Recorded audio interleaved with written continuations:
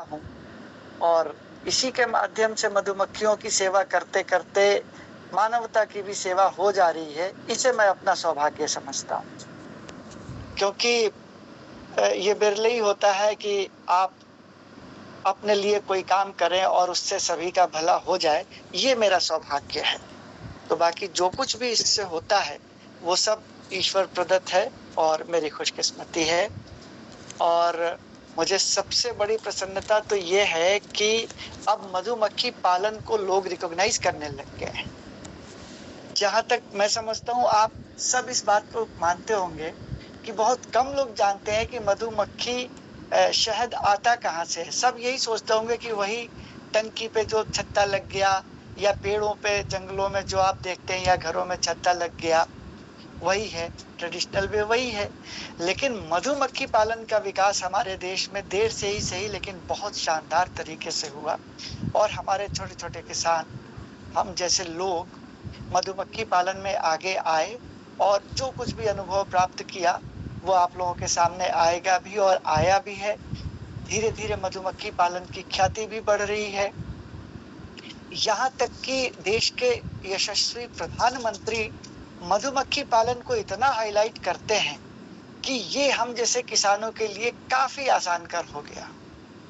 क्योंकि पहले परिचय देना पड़ता था कि साहब हम मधुमक्खी पालते हैं। भाई कैसे पालते हैं? क्या करते हैं? अब मोदी जी इतनी बार हाइलाइट कर चुके हैं अलग-अलग जगहों से या यहाँ तक कि मैंने भी उनको ही देख के 2016 में 2015 में सुना था, स्वीट क्रांति का वो ज़िक्र कर रहे थे, तो मैंने भी 2016 से शुरू किया अध्ययन करके, मेहनत करके। तो अब इस देश में मैं देख रहा हूँ कि काफ़ी जागृति आई है और सबसे बड़ी बात, जिस शहद को हम दवा के रूप में अपने अलमारी में रख देते हैं, वो अब हमारे फूड आइटम का हिस्सा है। और सच तो ये है कि शहद है भी फूड आइटम, क्योंकि हमारे ऋषि-मुनि जब जंगलों में रहते थे, तो आप तो जानते हैं खाद्य पदार्थों की इतनी विविधता थी नहीं उस ज़माने में 5000 साल पहले, 8000 साल पहले। लेकिन वो लोग लंबे समय तक जीवित रहते थे, क्योंकि वो शहद का सेवन करते थे और शहद का सेवन करके आप 6 महीने तक बिना कोई खाए-पिए भी संयमित अगर रहें, तो आप जीवित रह सकते हैं।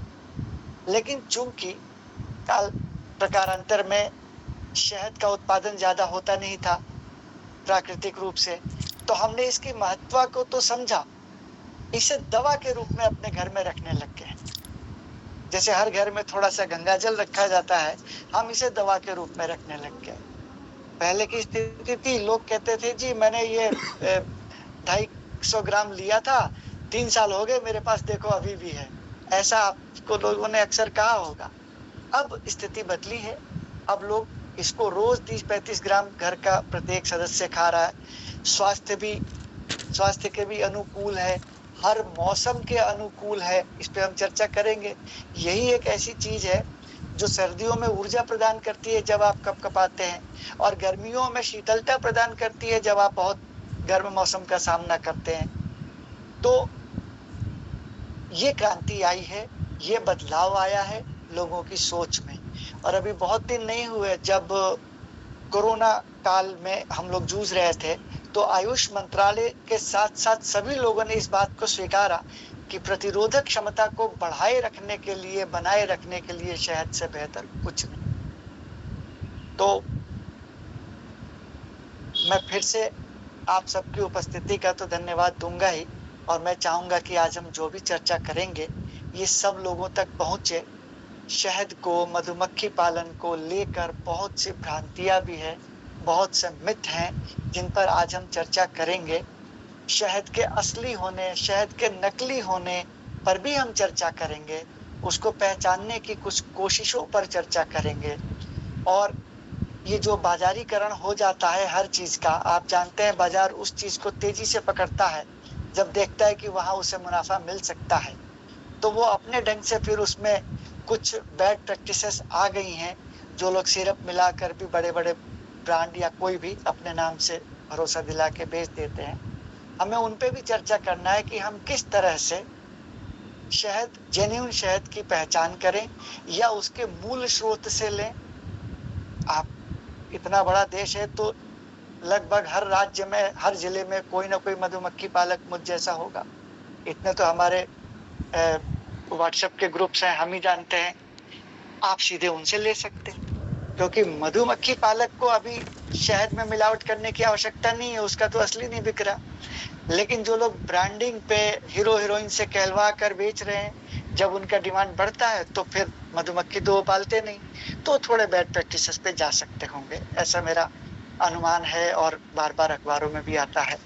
तो आज इन सब विषयों को उठाएंगे और मैं चाहूंगा कि सोनिका जी आगे की बात करें और हम चर्चा में बने रहें। जी बिल्कुल सर। सर आप कंटिन्यू रखिए अपना, जिससे कि सभी जान सके। बहुत इम्पोर्टेंट पॉइंट्स आपने मेंशन किए हैं और सब बहुत ईगर भी होंगे इन सब पॉइंट्स के बारे में डिटेल में जानने के लिए सर। ठीक है, देखिए मैं ये भी नहीं चाहता कि ये बहुत मोनोटोनस हो जाए और बहुत ज्यादा चीजें हमारे पास है भी नहीं, क्योंकि हम थीसिस लिखने वाले लोग तो है नहीं। हम तो अपने अनुभव से जो सीखते हैं, बल्कि कई बार ये हुआ है कि किताबों में जो लिखा है कभी गूगल किया, कभी पढ़ा, और जब अपनी एपियरी में गए तो देखा कि मधुमक्खियों का व्यवहार ऐसा नहीं है। तो अब हम जो लिख गया उसको चैलेंज तो नहीं कर सकते, लेकिन हम एडॉप्ट कर लेते हैं अपने आप को उसी ढंग से। और मधुमक्खियों से दोस्ती करना इतना मुश्किल भी नहीं है। आप लोगों को लगता होगा कि आप लोगों को काटती नहीं है, ये बेसिक प्रश्न होते हैं लोगों के, लेकिन ऐसा नहीं है। जैसे आप गाय भैंस पालते हैं, कितने बड़े होते हैं, कितने ताकतवर होते हैं, लेकिन आप उनसे दोस्ती बना ही लेते हैं। इसी तरह से मधुमक्खियां, उनका जो सामाजिक ताना बाना है, जब आप उसके बारे में जानेंगे तो सपन सरीखा ऐसा लगेगा कि हम लोग अभी उतनी प्रगति नहीं कर पाए हैं अपने सामाजिक ताना बाना में, जितना अपने लिमिटेड बुद्धि के साथ मधुमक्खियां अपने छत्ते की रखवाली करती हैं, अपने छत्ते की देखभाल करती हैं, किस तरह से शहद का प्रोडक्शन करती हैं, हार्वेस्टिंग करती हैं, उसका स्टोरेज करती हैं। इसके अलावा उनके यहाँ सब तय होता है कि किस उम्र की कौन सी मधुमक्खी छत्ते में किस काम को परफॉर्म करेगी। कोई रक्षा करेगा, कोई साफ सफाई करेगा, कोई रिप्रोडक्शन का ही काम करेगा, या बच्चों की देखभाल करेगा लार्वा से लेके उसके विकसित होने तक। तो ये एक अलग दुनिया है, और जैसे जैसे आप इसमें जाएंगे, जैसे जैसे उनको समझेंगे, आप उनके साथ समीपता पाएंगे। आपको लगेगा कि ये सच में मानवता पे उपकार करने वाली चीजें हैं। हम जब मधुमक्खियों की बात करते हैं तो हम सभी लोग के दिमाग में पहला चीज आता है शहद, कि मधुमक्खी हमें शहद देती है। और शहद को लेके तो आप जानते हैं, कोई भी समाज हो, कोई भी धर्म हो, उसने बहुत अच्छा लिखा है। तो स्वाभाविक रूप से शहद और मधुमक्खियां अपने आप में जुड़ी हैं। इसके अलावा कुछ प्रोडक्ट और भी होते हैं, जैसे मधुमक्खी मोम, जो अपने छत्ते में मोम का निर्माण करती है, उस बीज वैक्स को कॉस्मेटिक इंडस्ट्री बहुत इस्तेमाल करती है। इसके अलावा पॉलन, जो कि प्रोटीन का एक बहुत बड़ा सोर्स है, और आजकल जितने भी ये हमारे कसरत करने वाले सेंटर हैं, जिम हैं, पहले तो कुछ शिकायतें आई कि इन्होंने सिंथेटिक चीजें दी तो लोगों को कुछ नुकसान हुआ, तो अब ये सीधे पॉलन ही इस्तेमाल करते हैं। मधुमक्खी वो भी प्रदान करती है।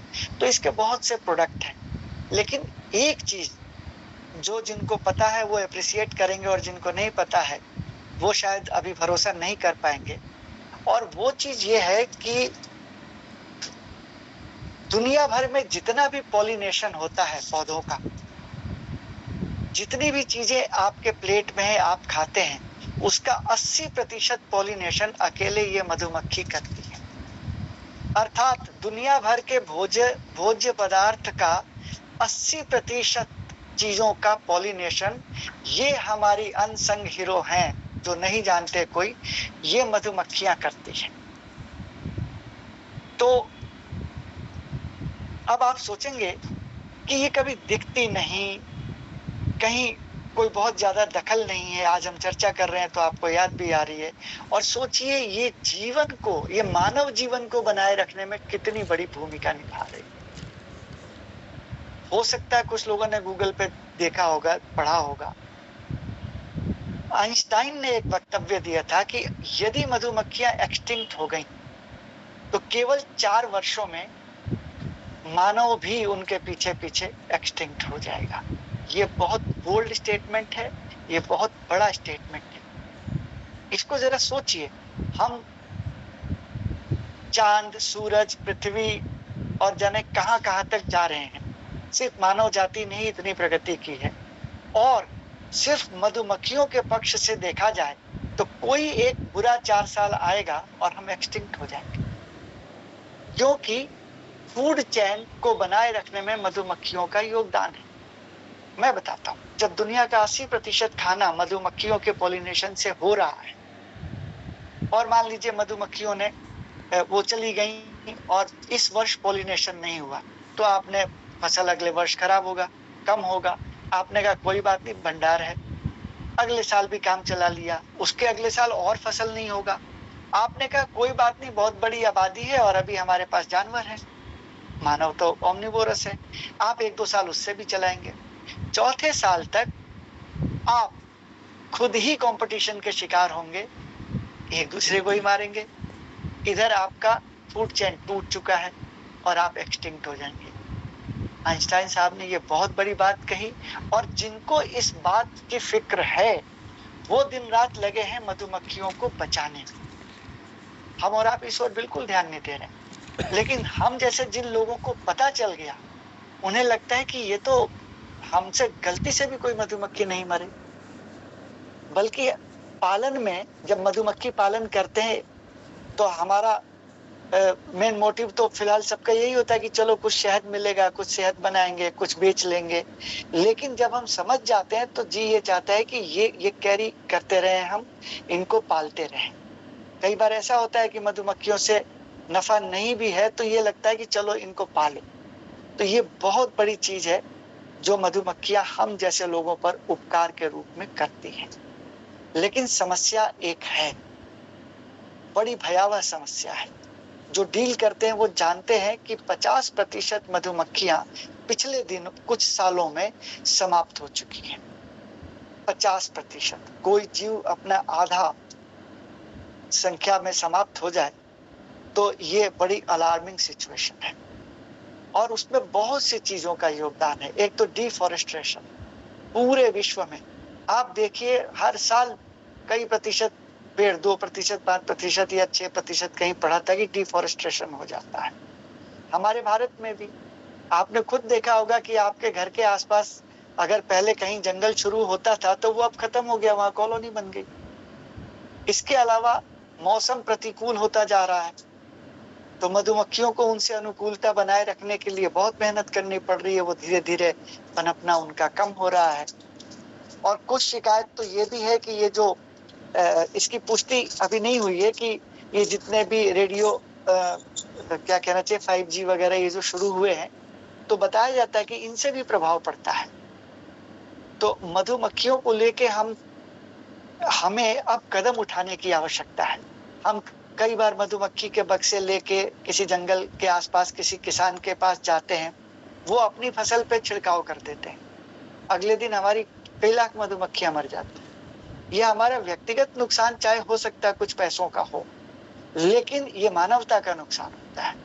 जो मधुमक्खी वो कीमती पॉलिनेशन कर सकती थी, अब वो आपके नासमझी के कारण या अपने फसल को लालचपूर्ण ढंग से प्राप्त करने की वजह से वो मिसमैनेजमेंट है, आपने छिड़क दिया और वो मर गई।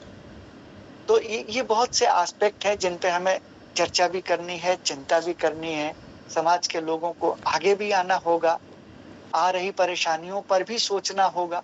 जैसा कि मैंने कहा किसान छिड़काव कर देता है, तो ये एक तरफा बात भी मैं नहीं करना चाहता। उसके पास भी क्या विकल्प है क्या नहीं है, ये सब भी देखना होगा। मैं ये चाहूंगा कि अगर अब तक के हमारी बातचीत से कोई प्रश्न आप लोगों के मन में आया हो तो वो रखें। जिससे कि उसके उत्तर देने के क्रम में मैं और भी कुछ पॉइंट्स आ जाएंगे तो बताऊंगा, या आपका कोई इस तरह से कोई अनुभव हो या कुछ पूछना चाहते हो तो अगर हो तो ऐसा स्वागत है।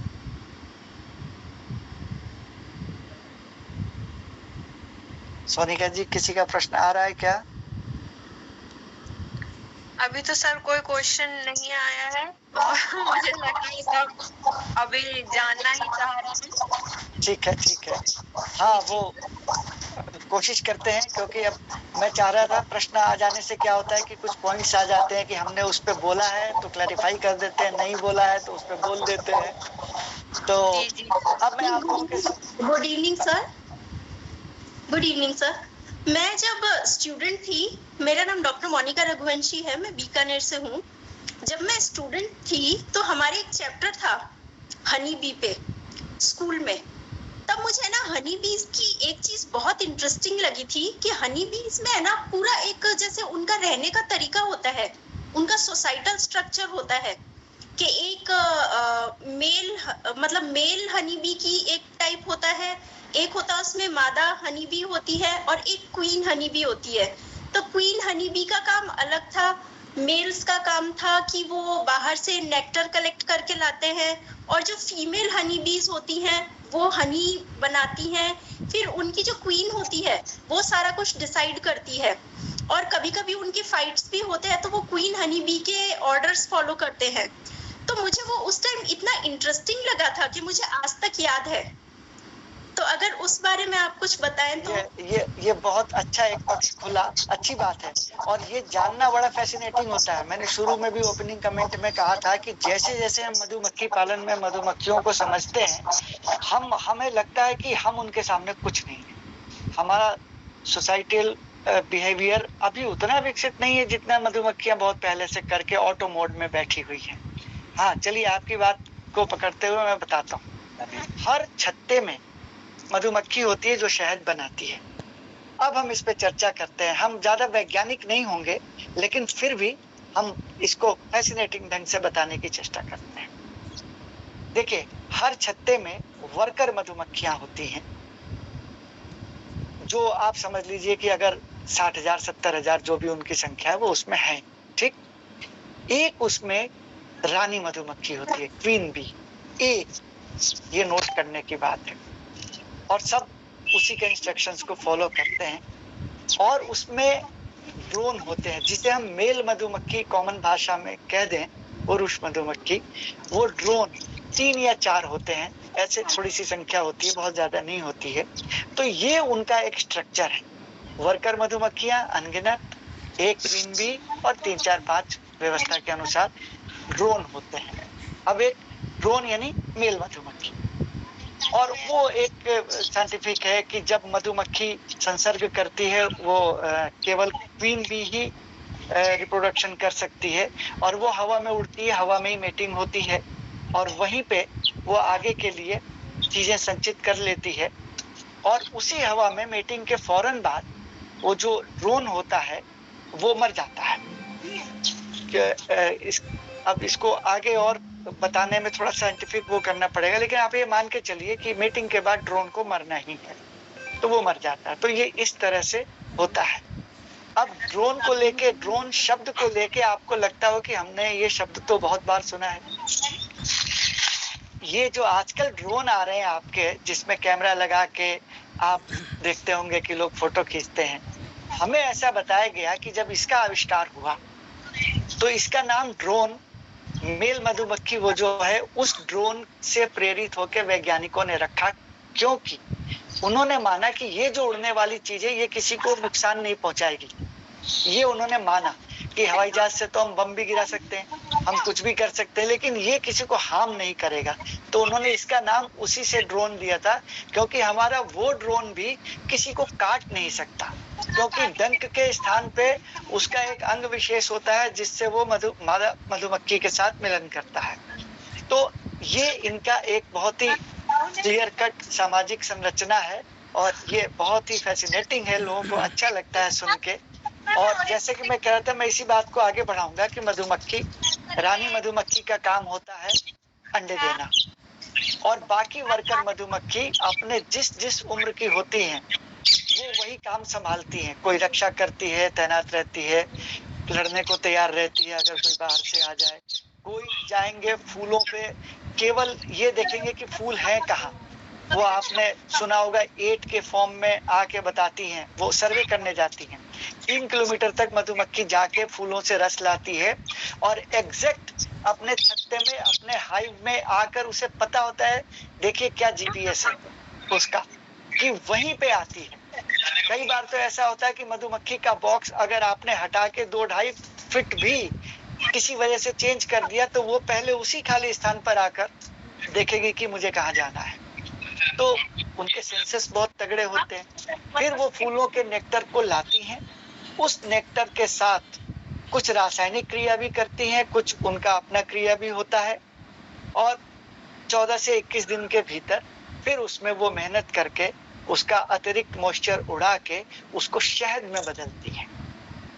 तो इसी बात के साथ अब एक चीज और कहूंगा, आप लोगों ने शायद ये नहीं सुना होगा, आपको लगता हो कि शहद एक ही तरह का होता है, लेकिन ऐसा नहीं है। शहद भी विभिन्न फ्लोरा का होता है। आप कहेंगे ये फ्लोरा क्या है? फ्लोरा अर्थात जिस फूल से मधुमक्खी ने रस लिया है, जो नेक्टर से उसने रस बनाया है, अगर वो नेक्टर अलग फूल का है तो जब वो शहद बनेगा तो निश्चित रूप से वो भी कुछ तो अलग होगा। भले ही वो शहद है लेकिन उसमें कुछ तो वर्गीकरण होगा। ये चीज आपको कोई बड़ी कंपनियां नहीं बताती और आप कभी आपने एक साथ कई प्रोडक्शन देखा नहीं तो आपको भी अनुमान नहीं है। ये हम मधुमक्खी पालक लोग आपको बता सकते हैं कि वर्ष भर एक ही प्रकार का फूल मिलता नहीं है। तो मधुमक्खी जिन फूलों पे बैठती है उनके रस से जब बनाती है तो वो अलग ही बनते हैं। जैसे अजवाइन का सीजन है, राजस्थान में हम होली के बाद ले जाते हैं, वहां पे अजवाइन की फ्लावरिंग पे मधुमक्खी बैठती है तो वो लगभग 80% अगर अजवाइनी है, बाकी कुछ इधर उधर से मिला तो वो अजवाइन फ्लोरा का होगा और उसका टेस्ट भी अलग होगा। उसका स्वाद, रंग, गंध और गुणधर्म सब अलग होगा, उसका कलर वगैरह सब अलग होगा। इसी तरह से सौंफ की फ्लावरिंग पे है तो अलग होगा। हम अभी कश्मीर में, हमारी एपियरी है, कश्मीर के बबूल पे, आकाशिया पे जाती है, अलग तरीके का नेक्टर लेके आती हैं। मैं आपको उदाहरण के लिए ये देखिए, ये मेरे पास है, ये जम्मू का ही मल्टीफ्लोरा है। ये आप देखेंगे इसका कलर थोड़ा लाइट है और इसके मुकाबले आप ये देखेंगे ये सौंफ का शहद है। आप देखिए कलर चेंज है, कलर, कंसिस्टेंसी सब कुछ चेंज होता है, टेस्ट भी चेंज होता है। इसके साथ ये भी शायद उतना ये बता नहीं पाएगा, दिखा नहीं पाएगा, लेकिन देखिए सबका कलर चेंज है, ये सबका चेंज है। ये वन तुलसी का है।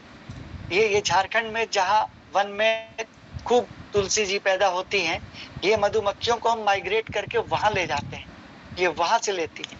इसी तरह से ये कम से कम 20 प्रकार के शहद अलग अलग हो सकते हैं। ये आगे चल के इस बात को याद रखिएगा, ये फ्लोरा, अलग अलग फ्लोरा के जो शहद हैं, ये आपको शहद को पहचानने में काम आएगा। जैसा कि मैंने कहा, अभी आप स्टोर से जो शहद जाके लेके आते हैं वो एक जैसा दिखता है और साल भर हमेशा आप जब भी उठाएं एक जैसे ही दिखेगा, चाहे वो किसी भी ब्रांड का हो, किसी का नाम लेना उचित नहीं है। लेकिन जब आप हम जैसे मधुमक्खी पालक किसान से लेंगे तो हम आपको बताएंगे कि ये वन तुलसी का है, ये जामुन का है, ये अजवाइन का है, ये सौंफ का है, या ये मल्टीफ्लोरा है। मल्टीफ्लोरा अर्थात जब वहां पे मधुमक्खी थी तो उसे अलग अलग तरह के कई सारी चीजें मिली। मल्टीफ्लोरा भी अगर उत्तराखंड का है तो कुछ अलग होगा, अगर वही बंगाल के अपने सुंदरबन का है तो वहां मल्टीफ्लोरल इफेक्ट अलग आएगा, हिमालय का है तो अलग आएगा। तो बात चली फ्लोरा पे आई, तो ये एक बहुत महत्वपूर्ण कारक है। और यहाँ पे मैं कहूँगा कि FSSAI जो कि एक मानक संस्था है और तय करती है कि हम किस तरह की चीजें खाएं और जो खा रहे हैं उसमें शुद्धता है या नहीं है, उससे भी रिक्वेस्ट करूंगा कि वो जितने भी मानक उसने रखे हैं उसमें फ्लोरा को जरूर इंक्लूड करें। वो कहे कंपनियों से कि आप बताइए आपका कौन सा फ्लोरा है, आप बोलिए मल्टीफ्लोरा क्या है। इससे क्या होगा कि शहद में जो लोग सिरप मिलाते हैं और व्यापार करते हैं और सिरप मिला के वो शहद को इतना सस्ता कर देते हैं कि हम जैसे मधुमक्खी पालक से भी सस्ता बेच लेते हैं, और लोग कहते हैं देखो जी वो तो इतना बड़ा ब्रांड होके बेचता है और आप लोग तो कुछ पता भी नहीं कौन हो और महंगा बेचते हो। तो फ्लोरा अगर इंट्रोड्यूस हो जाए लीगली तो आप सबको बहुत फायदा हो जाएगा शुद्ध शहद पहचानने। तो मोनिका जी आपने बहुत अच्छा पूछा और इससे एक बढ़िया मोड़ मिला। मैं और कुछ लोगों को भी एनकरेज करना चाहूंगा, इससे हमें सहायता ये मिलेगी कि हम उस पॉइंट को पकड़ लें। सर मेरा नाम अभय उपाध्याय है। मैं ये जानना चाहता हूँ कि मधुमक्खी परागण क्यों करती है और कैसे करती है। अभय उपाध्याय जी, बेटा कै साल के हो आप? 10 ईयर ओल्ड। 10 ईयर के हो, तो आप इतना बड़ा प्रश्न क्यों पूछ रहे हो कि मुझे मुसीबत हो जाए? गॉड ब्लेस यू बेटा, गॉड ब्लेस यू, अच्छी बात है। Thank you. ओके बेटा, पॉलिनेशन का कॉन्सेप्ट आप समझते होंगे या? ठीक है, पौधों को पनपने के लिए पॉलिनेशन चाहिए होता है, तो पौधे खुद एक दूसरे से जाके नहीं मिल सकते, तो ये काम मधुमक्खियों को करना होता है। वो एक पौधे पे बैठती है, फिर उसके दूसरे ब्रांच पे बैठती है, फिर तीसरे फूल पे बैठती है। तो इस प्रकार से मधुमक्खियों की सहायता से पॉलिनेशन हो जाता है, और अगर मधुमक्खी ना बैठे तो उनके पॉलिनेशन या तो कम होगा या नहीं होगा या बहुत कम होगा, तो फसल कम होगा। मैं अन्य लोगों के लिए एक चीज कह दूं कि हम लीची के बाग में जाके अपने मधुमक्खी रखते हैं, लेकिन 2020 में जब अचानक से लॉकडाउन लगा तो जो जहां था वहीं ठप हो गया, और ये वही समय था कि हम लीची के बागान में लेके जाते हैं अप्रैल में, तो हम उस साल नहीं गए। अब हमारा जो हुआ वो हुआ, लेकिन वहां के लोगों ने बताया कि साहब आप नहीं आए, हमारा तो आधा फसल रह गया। तो ये पॉलिनेशन का कॉन्सेप्ट है, और अगर इसीलिए मधुमक्खियों का महत्व है। उनको तो देवता मान के चलना चाहिए और उनको संरक्षित कीजिए और पूजिए। हेलो जी सर, मैं डॉक्टर इंद्रपाल चौधरी बोल रहा हूँ सिरसा से। जी चौधरी साहब। सर मैं ये पूछना चाह रहा हूँ, जैसे अक्सर देखा गया है अभी, जैसे मक्खियाँ दो टाइप की होती है, तो जो जंगली मक्खियाँ होती है जो बड़ी होती है, और एक छोटी मक्खी होती है, तो इनका जो शहद होता है क्या इनमें कोई डिफरेंस होता है? बिल्कुल, इस प्रश्न को लेके मैं एक और जानकारी देना चाहूंगा। विश्व में ऐसे हजारों प्रजातियां हैं, हमने तो सुना है कि 20,000 मधुमक्खियों की प्रजाति है, लेकिन शहद देने वाली मोटे तौर पे 5 प्रजातियां हैं, बहुत ज्यादा है नहीं, 5 प्रजातियां हैं। हमारे भारत में जो स्वाभाविक रूप से दिखती हैं, छोटी मक्खी, बड़ी मक्खी, बुनक्का जिसे आप लोग कहते हैं, उसका हम इंडिका नाम है, और जो पालने वाली मधुमक्खी होती है वो एपिस मेलिफेरा जर्मनी की मधुमक्खी है, ब्रीड है, और यहाँ लाके पालते हैं। उसका एक कारण है, हर मधुमक्खी का इंस्टिंक्ट अलग अलग है। इंडिका जो है बहुत नखरालू होती है, वो पालना नहीं मानती है, वो हम लोगों को डांट देती है, काट लेती है। लेकिन मेलिफेरा मधुमक्खी पालना मान जाती है बहुत अच्छी तरह से, और उसमें शहद बनाने की प्रवृत्ति भी ज्यादा होती है, जबकि हमारी मधुमक्खी में शहद और मोम बराबर प्रवृत्ति से बनाते हैं, मेहनत उसकी भी होती है वो, और हम पालने वाली में देखते हैं कि वो ठीक है, मोम बनाने की प्रवृत्ति कम है, वैक्स की, शहद ज्यादा बनाती है। तो इस तरह से अब आपका जो प्रश्न था कि हर मधुमक्खी का शहद का क्या अलग महत्व है, देखिए जब फ्लोरा का अलग महत्व है, जब फूल बदल गया, जैसे जामुन का शहद है वो कई बीमारियों में आपको फायदा करेगा, अजवाइन का शहद है पेट में कोई दिक्कत है वो ज्यादा हेल्प करेगा। इसी तरीके से बनाने का जो स्रोत है मधुमक्खी, अगर उनकी प्रकृति में चेंज है तो निश्चित रूप से शहद में भी थोड़ा बहुत बदलाव होगा, लेकिन वो इनसिग्निफिकेंट बदलाव है। गुणों को लेकर जब बात करें तो बहुत ज्यादा बदलाव नहीं है। हाँ, वो उसकी क्वालिटी को लेके बदलाव हो सकता है कि कौन ज्यादा बनाता है और कौन कम बनाता है। आप में से किसी के यहाँ से बहुत तेज आवाज आ रही है उसको। सर प्लीज अपना माइक ऑफ जी, क्वेश्चन के बाद कृपया अपना माइक ऑफ कर लें। चौधरी साहब, मैं समझता हूँ आपको उत्तर मिला। जी जी सर, जी सर, थैंक यू सर।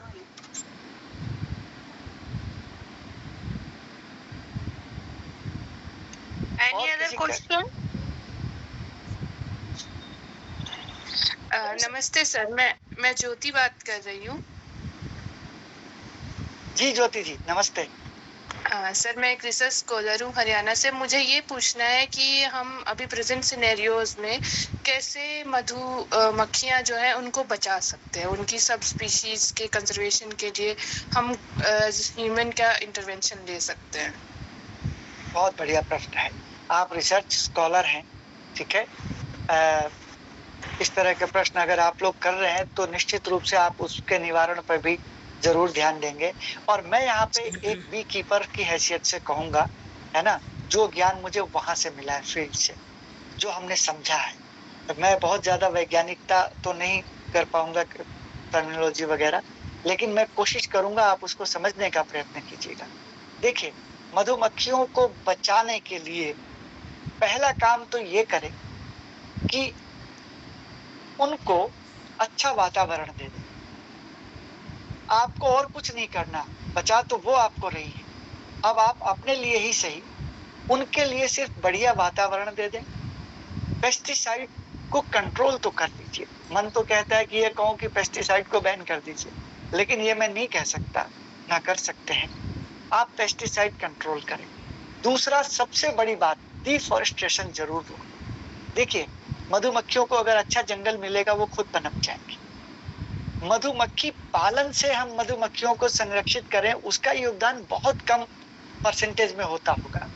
अगर मैं ये कहूं कि हर एक व्यक्ति मधुमक्खी पाले, उसका लाभ होगा, निश्चित रूप से लाभ होगा।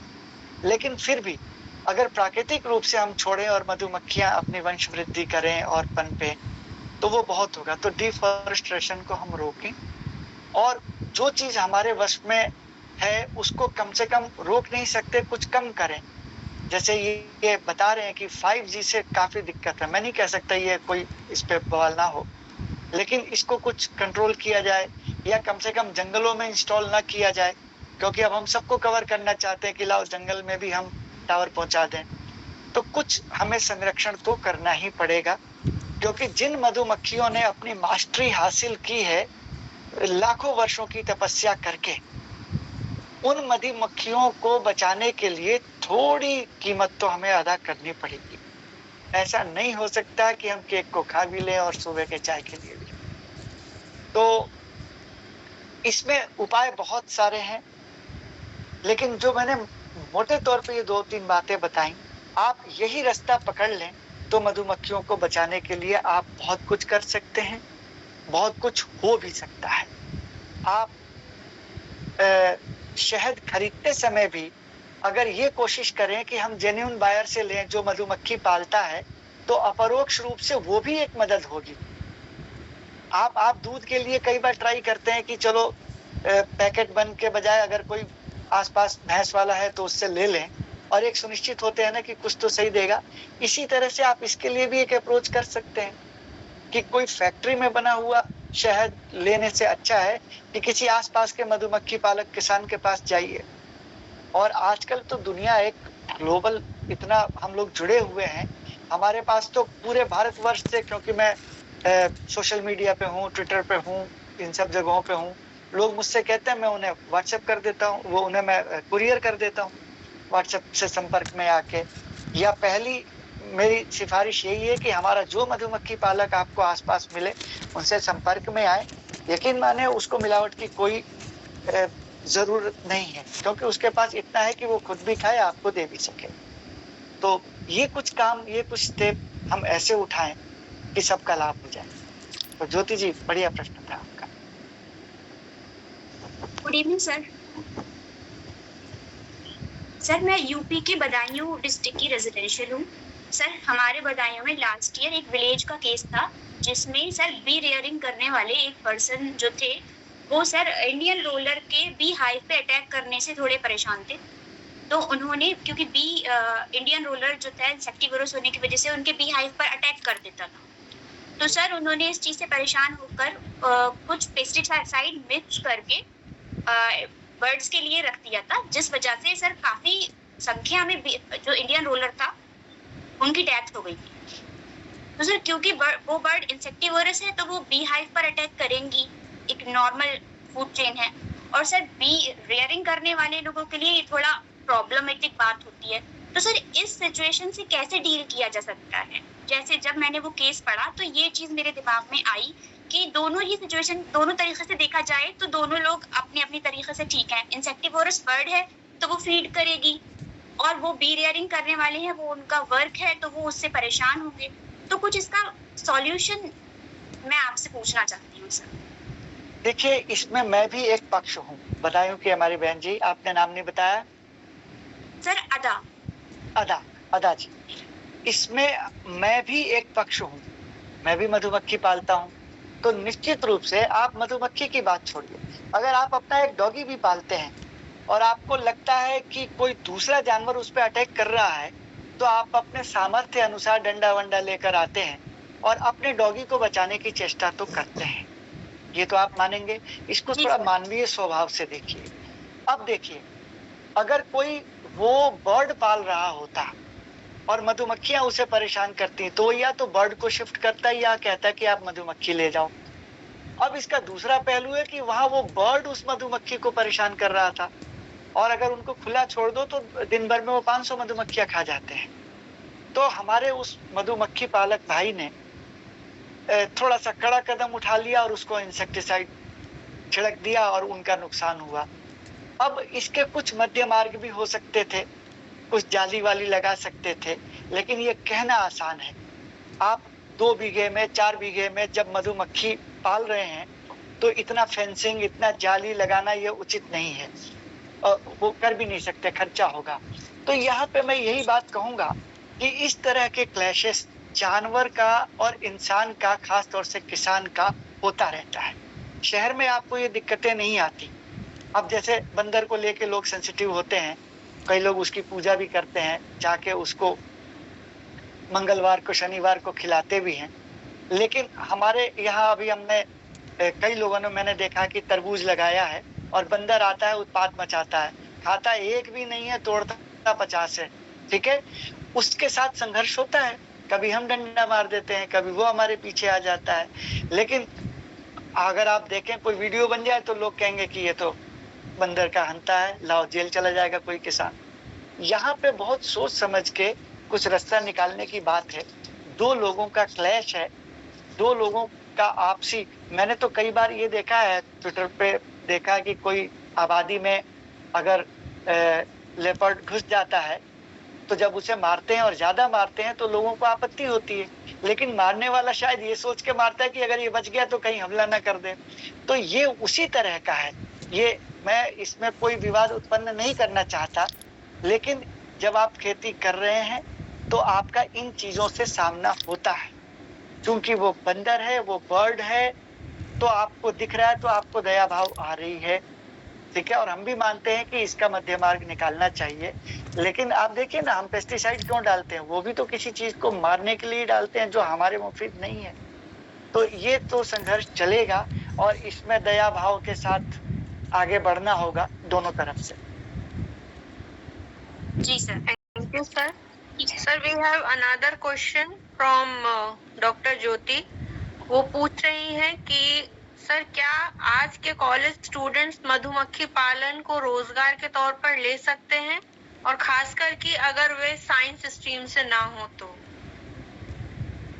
बिल्कुल ले सकते हैं। साइंस मेरे पास भी केवल इंटर में ही थी और स्नातक मैंने किया नहीं। तो रॉकेट साइंस तो कोई है ही नहीं, तो जब साइंस नहीं है तो कोई भी ले सकता है। कोई भी व्यक्ति जो जमीन से जुड़ना चाहता है वो मधुमक्खी पालन कर सकता है, कोई कठिनाई नहीं है। अब इसकी कुछ व्यवहारिकता है, जैसे आपको इसका माइग्रेशन करना होगा, साल भर वो एक ही जगह पे नहीं रह सकती, क्योंकि जब फूल खत्म हो जाएगा तो प्राकृतिक रूप से जो मधुमक्खी होती है वो तो उड़ के चली जाती है। आप कहाँ ले जाएंगे? आपकी मक्खी फिर मरेगी। तो आपको माइग्रेशन करना होगा।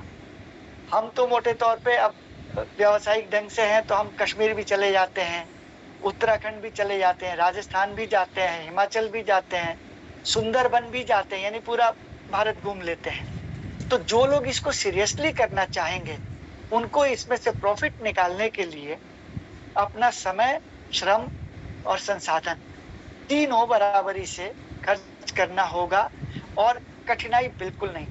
बस आप इसको ऐसे समझिए कि जिन लोगों ने जानवरों, गाय भैंस को नहीं देखा है वो तब तक पालने से डरेंगे जब तक उनका सामना ना हो जाए।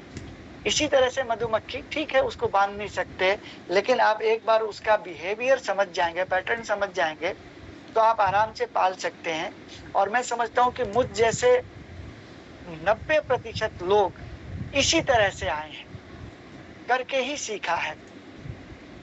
तो इसलिए मैं तो कहूँगा कि जो कॉलेज स्टूडेंट हैं वो समूह बनाएं, अपने साथ 2-4 लोगों को जोड़ें, और ज़्यादा नहीं तो 100-50 बॉक्स से शुरू करें।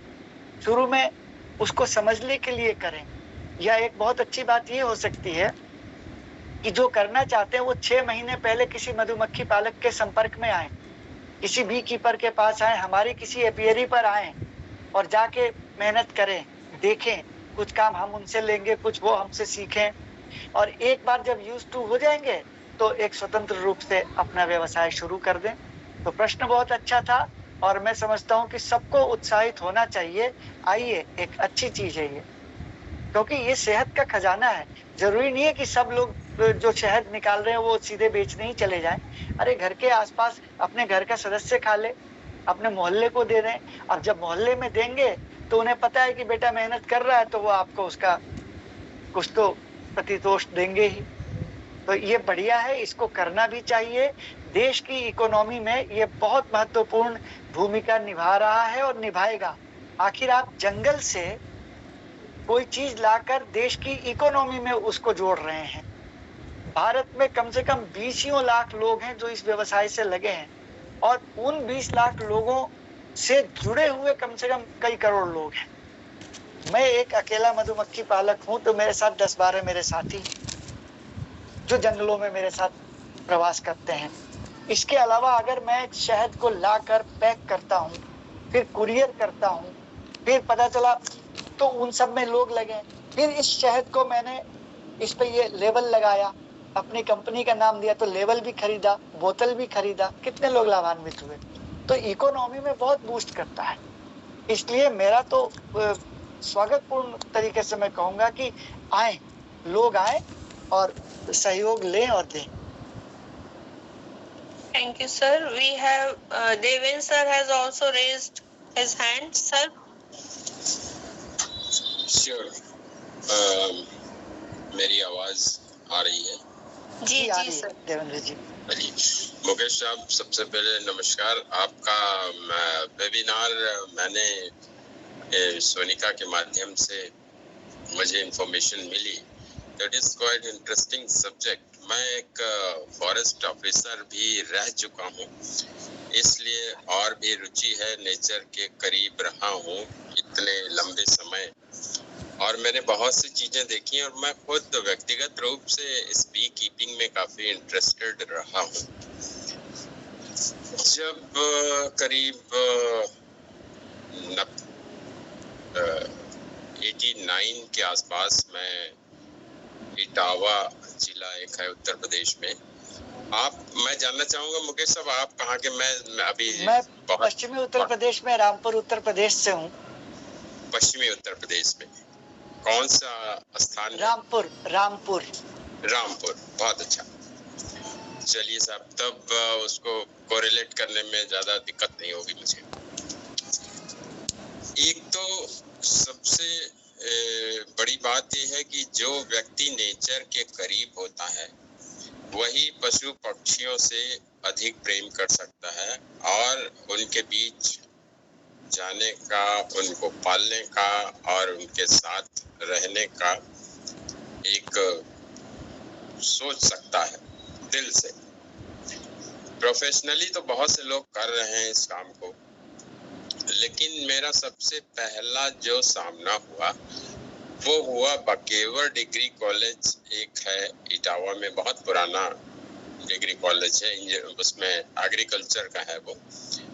तो उसमें एक विंग थी बी कीपिंग की, तो उसमें बहुत से लोगों को ट्रेनिंग दिया जाता था और शॉर्ट टर्म कोर्सेज होते थे। तो मैं भी अपने कुछ बच्चे थे, 2 बच्चे परिवार के थे, तो उनको मैं पकड़ के ले गया इटावा। मैंने कहा चलो भाई तुम लोगों को मैं ट्रेनिंग कराता हूँ और इसी बहाने तुम लोग चंबल एरिया भी देख लोगे कैसा होता है, यहाँ के डकैत कैसे होते हैं और मधुमक्खियों के बारे में भी सीख लोगे और एक तुम लोगों को सर्टिफिकेट भी मिल जाएगा। तो वो सब इटावा से रोज जाते थे, करीब 3 महीने तक उन्होंने ट्रेनिंग करी और काफी सीखा उन्होंने। और बीच में कभी मुझे भी मौका मिलता था तो मैं भी चला जाता था वहाँ के जो गुरुजन थे उनसे सीखने के लिए। खैर ये तो बात हो गई।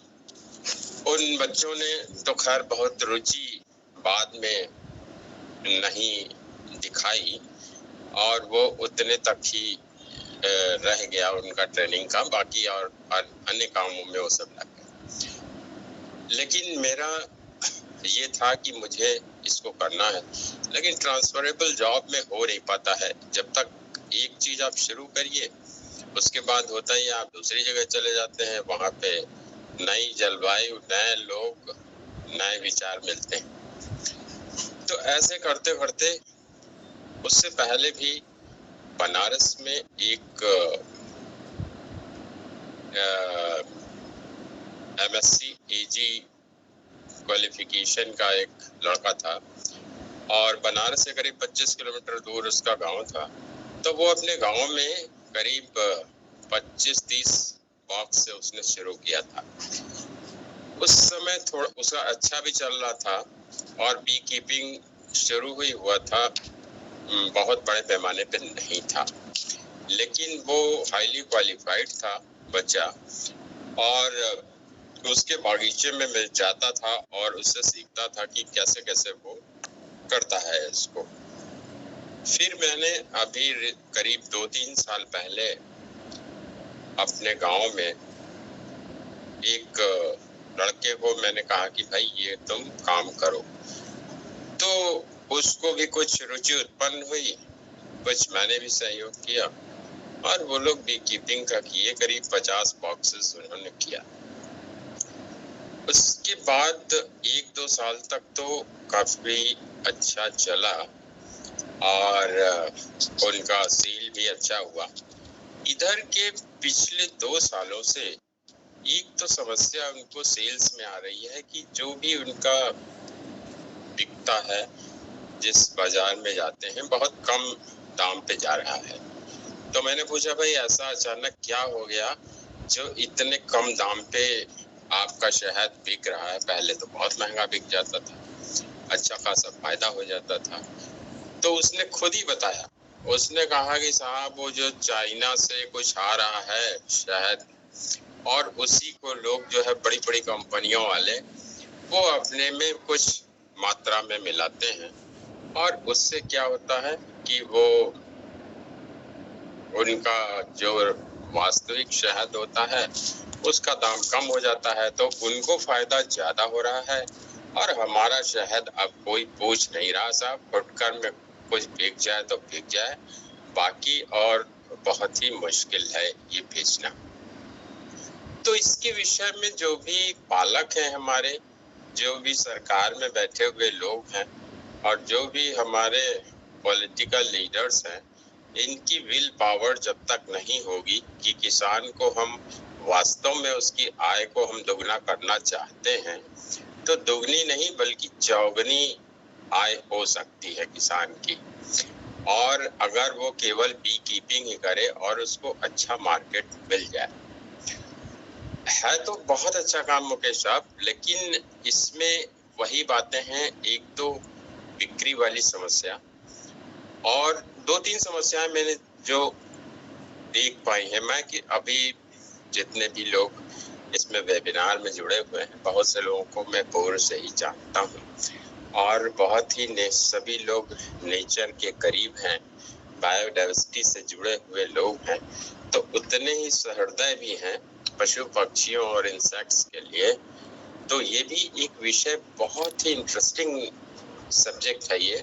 जितना उनके मधुमक्खियों के आप करीब जाएंगे उतना ही आप उनसे एक अच्छा लगाव पैदा कर सकेंगे और इस काम को करने में अपने घर में भी कर सकते हैं। अपने अगर खुली हुई छत है और बहुत ज्यादा प्रदूषण नहीं है उस एरिया में जहां आप रह रहे हैं, तो आप अपनी छत के ऊपर भी 1-2 बॉक्स रख के उसको आप शुरू कर सकते हैं सीखने के लिहाज से। हमारे लखनऊ में एक काफी बुजुर्ग साइंटिस्ट हैं जो फ्री में वो सिखाते हैं सभी लोगों को, और ऐसे ही बहुत जगह पे आपको मिल जाएंगे जो हमारे इससे जुड़े हुए जो एक्सपर्ट्स हैं, वो आपको बिल्कुल खुशी से बताएंगे कि ऐसा ऐसा इसमें आपको करना है। अगर आपके घर में थोड़ी भी जगह है लॉन में या कोई अगल बगल कोई बगीचा है, इतना खतरनाक भी नहीं होता है क्योंकि जो नेचर में और स्पीशीज इसकी होती हैं वो तो काफी मतलब तेजी से काटते हैं और ये होता है, और ये जो स्पीशीज होती है मधुमक्खी की जो पाली जाती है ये उतना एग्रेसिव नहीं होती है और नॉर्मली तो नहीं ही काटती है, और काटती भी है तो बहुत ज्यादा उसका असर नहीं होता है। तो मेरा कहने का जो मैंने अभी तक बातें सुनी, मतलब ये एक प्रैक्टिकल एस्पेक्ट है मुकेश साहब, कि किसान का जिन्होंने किया भी वो भी अब बहुत उत्साहित हैं। देखिए माइग्रेशन में भी उनको एक जगह से दूसरी जगह ले जाने में बहुत दिक्कतें होती हैं। लेबर ओरिएंटेड वर्क है, इसमें बहुत सा लेबर आपको करना पड़ता है, फिर ट्रांसपोर्ट कॉस्ट भी बढ़ गई है।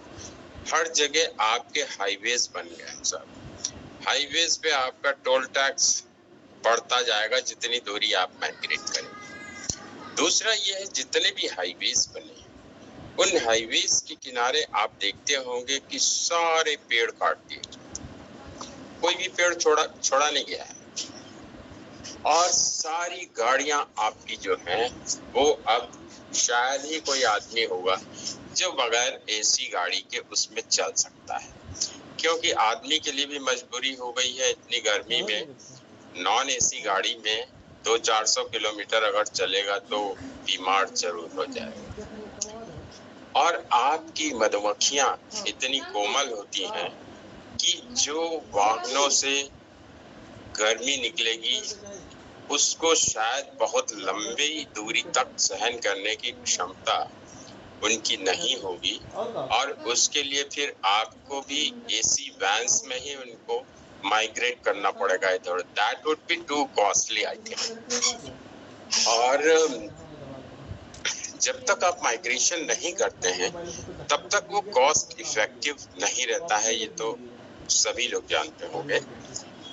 और खास करके जो यहाँ पे अपने उत्तर प्रदेश में किसानों की जो समस्या आ रही है इसमें, वो है आपका जो पिंच पीरियड होता है, जो आपका गर्मी का सीजन होता है, जिसमें कि इनके लिए इनको मधुमक्खियों को फूड की प्रॉब्लम हो जाती है, इनके फूल नहीं मिलते हैं और बहुत कम पानी भी कहीं कहीं बहुत दिक्कत होती है, जैसे बुंदेलखंड एरिया है, चंबल एरिया है।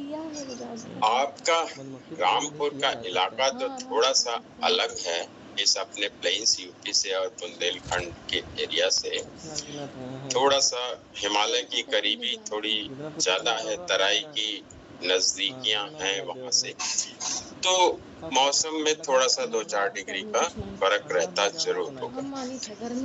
और मैं समझता हूँ कि बहुत ही अच्छा सब्जेक्ट है, और इसमें है क्या, इसमें बहुत से ऐसे ट्रेडिशंस हैं, मधुमक्खियों से जुड़ी हुई कहानी है जो आपको बहुत ही रुचिकर लगेंगी।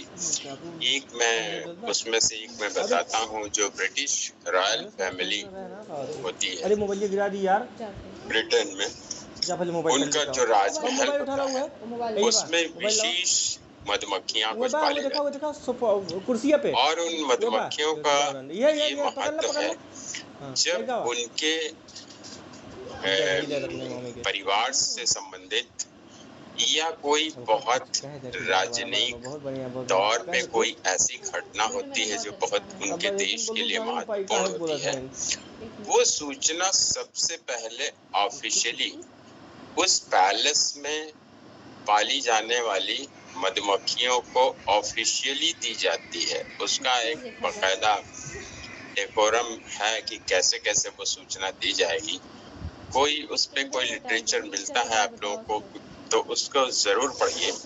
मतलब शायद मैं समझ नहीं पाया कि ऐसा क्यों किया जाता होगा, ये तो साइंटिस्ट बता सकते हैं कि उसका क्या आशय हो सकता है कि वो पहले तो इतना मीडिया नहीं था कि उसका प्रचार हो सके, और मधुमक्खियों को बताने से शायद सभी मतलब मनुष्यों के अलावा भी जो महत्वपूर्ण सूचनाएं हैं वो अन्य पशु पक्षियों तक भी पहुंच जाएं। शायद मेरी सोच ऐसी, मैं ऐसे ही सोच पाता हूँ इस विषय। खैर, मधुमक्खियों का बहुत बड़ा संसार है, 20,000 स्पीशीज हैं पूरे वर्ल्ड में, और मैं समझता हूँ इनके जहाँ तक आपने डिफॉरेस्टेशन की बात कही, तो डिफॉरेस्टेशन तो सर्टेन पॉकेट्स में दिख रहा है।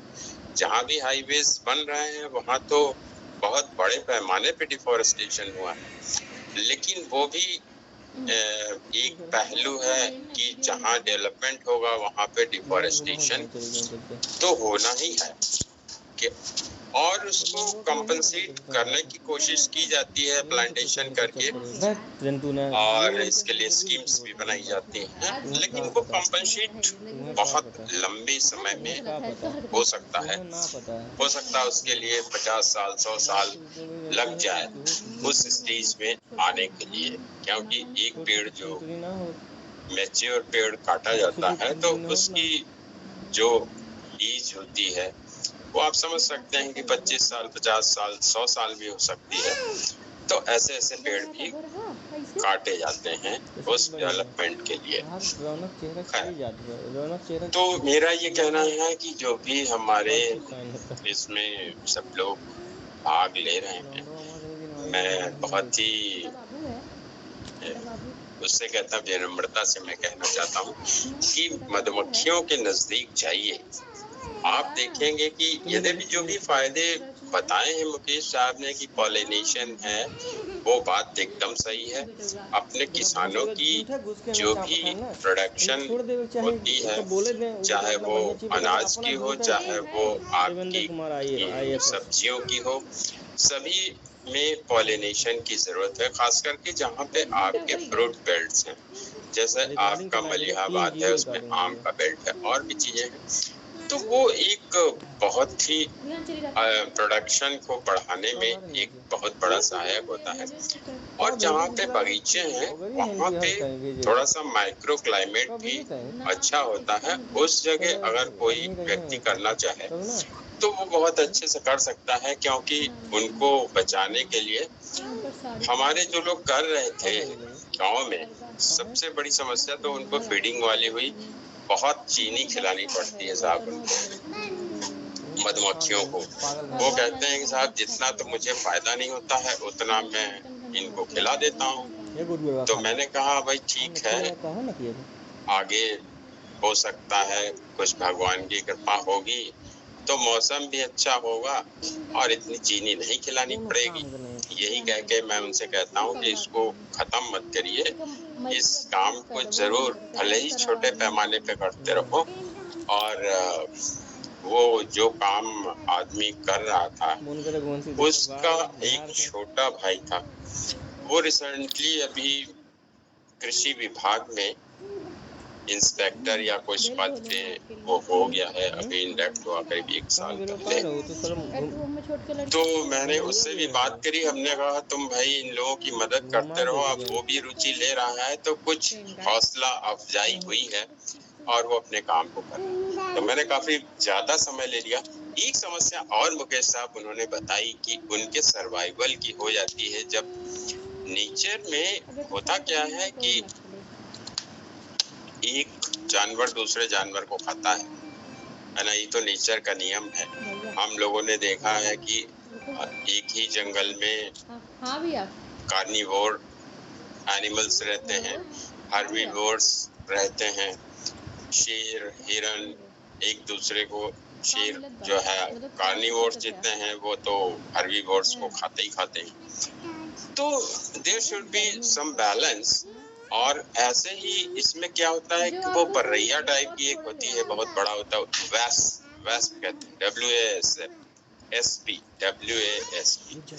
वैस्प, तिंगारा बोलते हैं, कहीं कहीं तिंगारा बोलते हैं, बड़ी तेजी से काटता है, आदमियों को भी काट लेता है।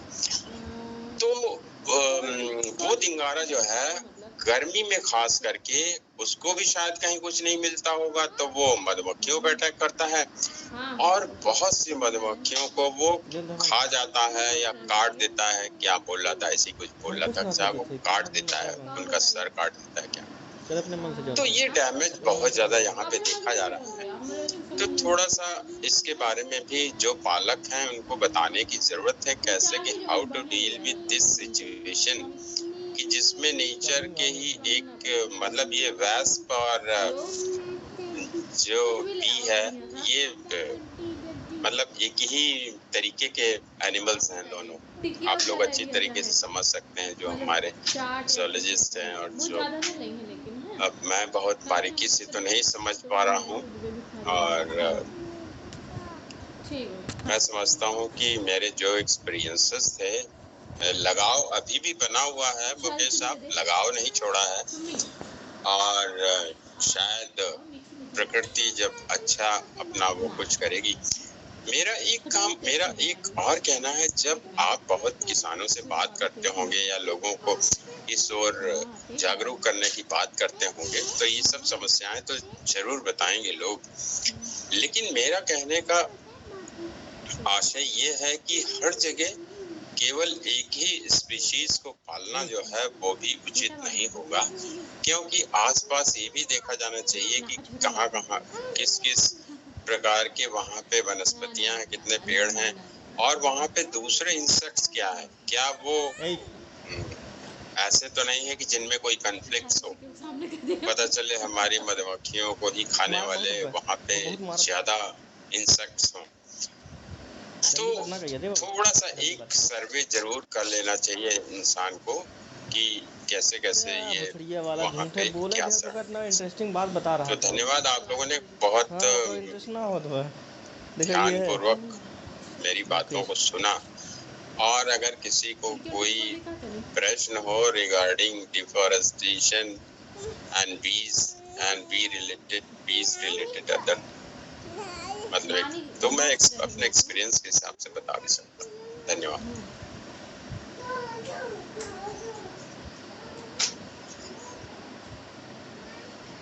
यहाँ रहेगा, यहाँ सबके साथ इसका विकास अच्छे से। तो मैं अपनी बात समाप्त करता हूँ मुकेश साहब। आप जी सोनिका जी मॉडरेट कर रही थी, अगर कुछ अच्छा लगा जी। तो जैसे कि सर ने कहा कि हर जो भी हम काम करते हैं केवल बी कीपिंग ही नहीं, हम जो भी काम करते हैं उसमें एडवांटेजेस डिसएडवांटेजेस होते ही हैं और उनको ओवरकम भी किया जा सकता है। तो मुकेश सर के पास एक्सपीरियंस भी है, देवेंद्र सर के पास भी है, और जो लोग इंटरेस्टेड हैं तो बहुत से तरीके हैं जिनसे हम कंट्रीब्यूट कर सकते हैं। पहली बात तो जो मुझे समझ में आ रही है वेबिनार से कि हमको प्रमोट करना चाहिए जो प्रोडक्शन हमारे इंडिया में हो रहा है, हमारे आसपास हो रहा है, उसको प्रमोट करें तो मार्केट वाली प्रॉब्लम धीरे धीरे अपने आप सॉल्व होगी ही। और मुकेश सर का लिंक मैं चाहूंगी कि गौरव ग्रुप इसमें वेबिनार में ग्रुप में शेयर करें जिससे कि ज्यादा से ज्यादा सब उनसे संपर्क कर सके। अगर ट्रेनिंग करना चाहते हैं, सीखना चाहते हैं तो भी, और लेना चाहते हैं तो भी। और मुकेश सर, मेरा एक क्वेश्चन अभी भी है कि हम कैसे सर रियल हनी और उसकी पहचान अगर हम ले भी लेते हैं कहीं से, तो हम कैसे कर पाएंगे कि ये सही है शहद या फिर इसमें कुछ ना कुछ मिलाया गया है? अगर ये थोड़ा सा सर पता चल जाए।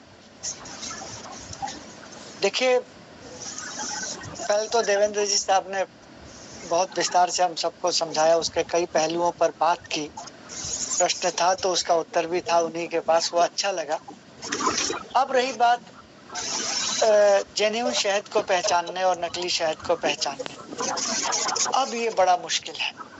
लैब एक ऐसी जगह है जहां आप इसको पहचान तो सकते हैं। लैब में तो दूध का दूध, पानी का पानी हो जाता है, लेकिन आम तौर पे अब खास तौर से ये जो चाइनीज सिरप आया, जो देवेंद्र जी साहब बता रहे थे कि इनके किसी व्यक्ति ने बताया कि उसका शुद्ध शहद नहीं बिकता, क्योंकि चाइनीज सिरप जो आया है वो लुक अलाइक है। 1 किलो शहद में 10 किलो चाइनीज सिरप मिला दीजिए, वो 11 किलो बन जाएगा, और अपीयरेंस से, स्वाद से आप पहचान ही नहीं सकते। ये तो अब मैं तो ये कहूंगा कि साइंस इतना तरक्की कर गया कि मिलावट वालों को ज्यादा फायदा हो गया। अब और रही बात लैब टेस्ट की, तो ये कहना आसान है, 25-25 हजार के टेस्ट होते हैं, कौन कराएगा 1 किलो के लिए और कितना कराएगा। रही बात उसकी, FSSAI ने भी अपने स्टैंडर्ड लोअर कर दिए हैं, तो आप मुकदमा भी करेंगे तो वो बड़ी कंपनियां उस स्टैंडर्ड के हिसाब से कहेंगे हमारा सही है, क्योंकि FSSAI ने इस तरीके से रूल्स को लोअर किया है कि अगर कुछ तरीके थे भी कि हम पॉलन काउंट से पहचान लें या और किसी चीज से पहचान लें, तो उन्होंने पॉलन काउंट का घटा दिया। अब वो आप मिलाइए, पॉलन काउंट घटा भी है तो आपको स्वीकार करना पड़ेगा कि वो ठीक है। तो इससे बचने का एक सबसे बढ़िया तरीका फिलहाल तो मुझे यही दिखता है कि आप शहद वहीं से लें जहां से सहज रूप से प्राप्त हो। किसी स्टोर में जाके शहद खरीदेंगे तो वो सिरप हो सकता है। किसी कंपनी से ले, बातचीत हो तो उनको फीडबैक दे कि मुझे बताओ कौन से फ्लोरा का शहद है, बताइए आपकी मधुमक्खियां कहाँ रखी है। हम छोटे से किसान हैं, अगर किसी के पास 2000 बॉक्सेस है तो उसको कई एपियरी बनानी पड़ती है और बाकायदा उसको दिखता है कि हाँ वो कर रहा है। लेकिन इतनी बड़ी बड़ी कंपनियां टनों शहद बेच देती हैं, कोई स्रोत नहीं है, जरा हीरो बन बे तो, है ना? समझ लिया। और किसानों से अब खरीद नहीं रहे, थोड़ा बहुत खरीद रहे हैं क्योंकि उनका काम से चल जा रहा है। तो ये पहचानना, अगर पहचान में आ जाता तो हम तो कोई नहीं बोलते और उनको मुकदमा कर देते कि देखो ये तुम्हारा नकली है। लेकिन ये मुश्किल है, फिलहाल हमें सावधानी बरतनी पड़ेगी। मैं तो आपसे यही कहूँगा, अगर पैकेट बंद दूध आपको लगता है किसी भी विधि से आप नहीं पकड़ सकते, तो कोशिश करें पड़ोस के कहीं से, चाहे 2 किलोमीटर जाके लाना पड़ेगा। आप भैंस के सामने चले जाएं, अरे भाई बहुत होगा तो आंख बचा के वो आपको क्या करेगा, पानी मिला देगा, थोड़ा सा केमिकल तो नहीं मिलाएगा ना। इसीलिए कोई मधुमक्खी पालक के पास आप जाएंगे, क्या बेईमानी कर लेगा, थोड़ा सा डंडी मार लेगा और बाकी उसके पास कुछ नहीं है मिलाने को, या तो फिर सीधे सिरप। तो वो आता है कुंटलों में, टनों में, टैंकरों में। तो फिलहाल किसी भी बात से बचते हुए मैं यही कहूंगा कि डिस्कार्ड दें। जो इस तरह की मिलावट करते हैं, जो समझ में आ गया उनको डिस्कार्ड करिए। बोतल बंद जाके लाने की सुविधा से बचिए, थोड़ी सुविधा कर लीजिए। हम कह तो रहे हैं, हमसे कोई पूछे, हमारे पास होगा हम आपको कुरियर कर देंगे। हमारे व्हाट्सएप नंबर पे आप हाय लिख के भेज दें, हमारी टीम आपको कुरियर कर देगी। और नहीं तो हम बता देंगे, आपके आसपास हमारा कोई मित्र होगा, वो आपके दरवाजे पे डिब्बा पहुंचा देगा। आप में से किसी को कुरियर करना, ये नंबर अगर दिखे किसी को तो ये 9412253377 941। ये हमने व्हाट्सएप इसीलिए जारी किया, हमारी टीम 24 घंटे बैठी रहती है। आप हाय लिख के भी भेजेंगे तो अलग अलग फ्लोरा के शहद की जो अलग अलग कीमत है हम बता देंगे, आपका एड्रेस ले लेंगे, आपको दे देंगे। तो फिलहाल तो यही हो सकता है।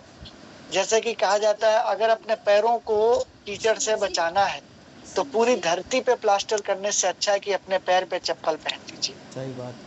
तो भाई सबके साथ लड़ाई करके लड़ाई करने से अच्छा है कि आप अपनी आदत बदलिए, खरीदारी की आदत बदलिए, आप पूरे धरती पे जो मूल स्रोत पे जाइए, चाहे दाल खरीदना, चाहे चावल खरीदना, चाहे शहद खरीदना है, किसान के पास जाइए और किसान अब सक्षम है, वो आपको देगा।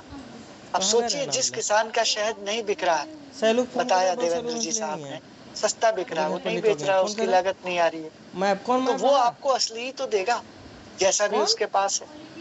हाँ तो फोन ठीक है। तो कभी कभी तो मैं कहता हूँ ये जो FSSAI का ये सब चीजें हैं, इनका जो स्टैंडर्ड है, मत जाइए इनके। ये तो आपको सिरप पिला रहे हैं और आप पी रहे हैं। तो आपके प्रश्न का यही एक उत्तर हो सकता है, शालीन उत्तर, वरना क्रांति करने के लिए तो बहुत कुछ है। जी सर। मुकेश जी, सवाल है मेरा भी। जी अमित जी। नमस्कार। मैं कह रहा था, नमस्कार अमित जी। अभी ऑर्गेनिक फूड की बहुत ज्यादा डिमांड है। ऑर्गेनिक फूड हर कोई, जो भी लोग हैं वो लेना चाहते हैं ऑर्गेनिक फूड।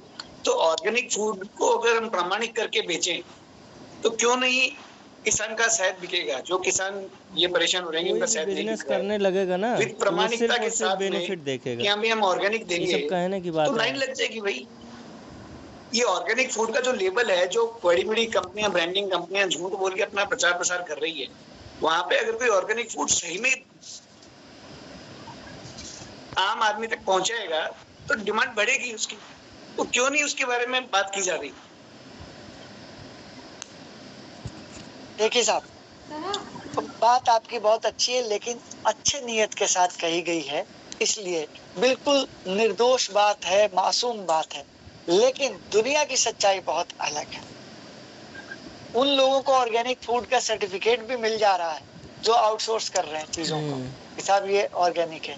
और एक किसान इतना ये सब जानता नहीं, और वो जाएगा तो 50 तरह के सर्टिफिकेट मांगेंगे, 50 तरह की चीजें होंगी, वो बेचारा थक जाता है।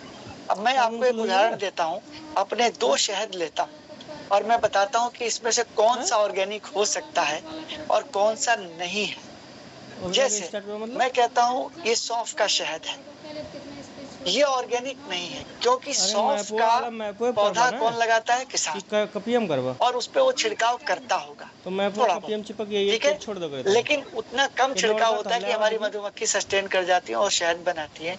ये ऑर्गेनिक नहीं है। ओके, एक तरफ रखें। ये है वन तुलसी, नाम से ही आपको लग रहा है वन में ही होता होगा, वन तुलसी। ये झारखंड के वनों में होता है। वन में कौन जाएगा छिड़काव करने? कोई नहीं जाएगा ना, और ना कभी हुआ होगा छिड़काव। तो ये ऑर्गेनिक हुआ क्योंकि कभी इस पे कोई पेस्टिसाइड नहीं है।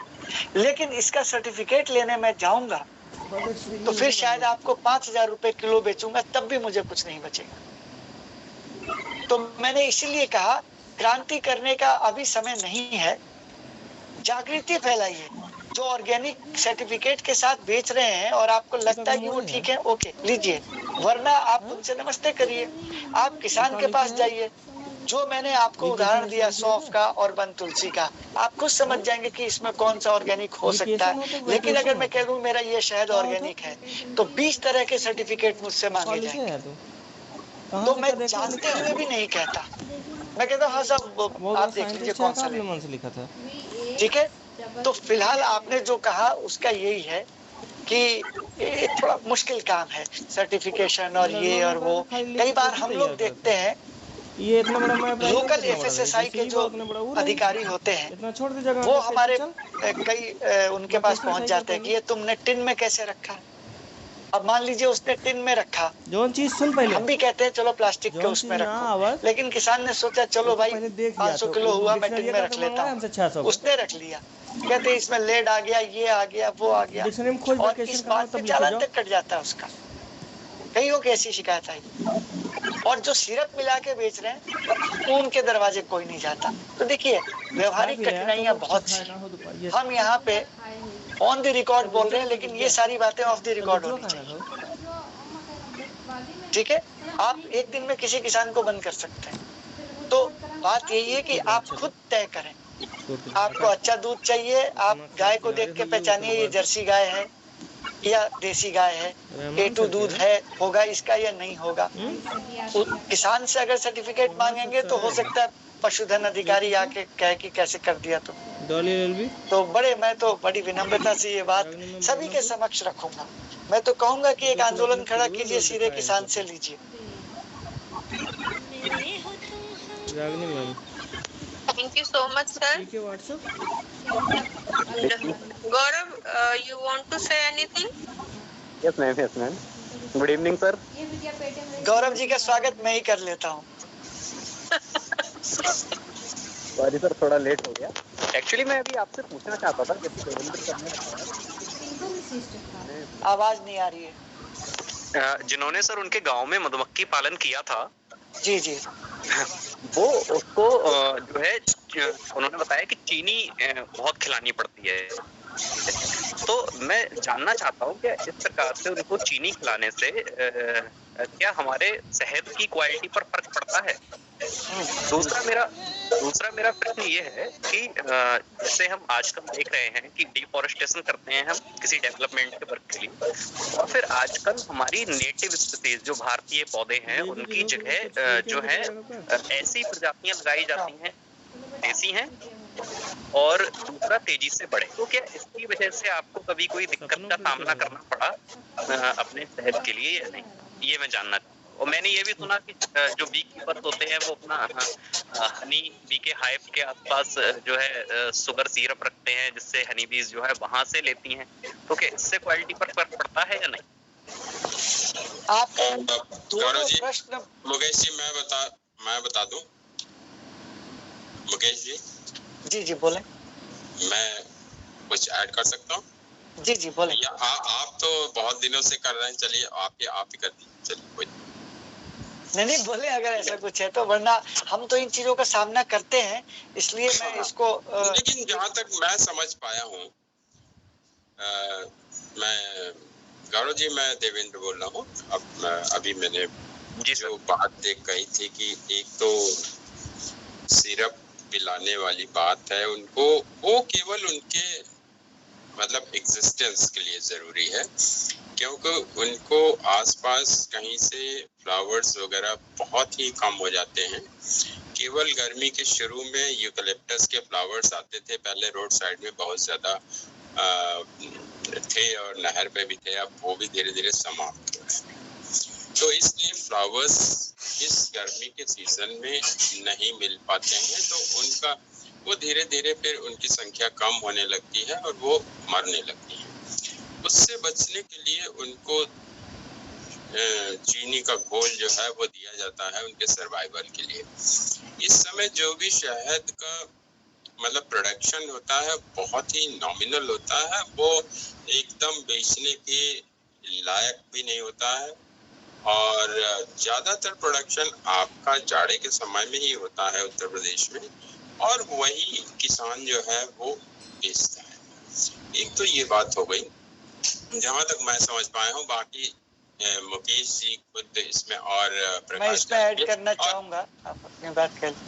दूसरी बात जो डिफॉरेस्टेशन वाली बात थी, उसमें ऐसा होता है कि जहाँ पे बहुत ज्यादा उम्र के पेड़ काटे जाते हैं, जहाँ पे 50 साल 100 साल, और थोड़े ही समय में अगर उस गैप की फिलिंग करनी है, फिर से वहाँ पे ग्रीनरी लानी है, तो फास्ट ग्रोइंग स्पीशीज को लगाना एक जरूरी भी हो जाता है।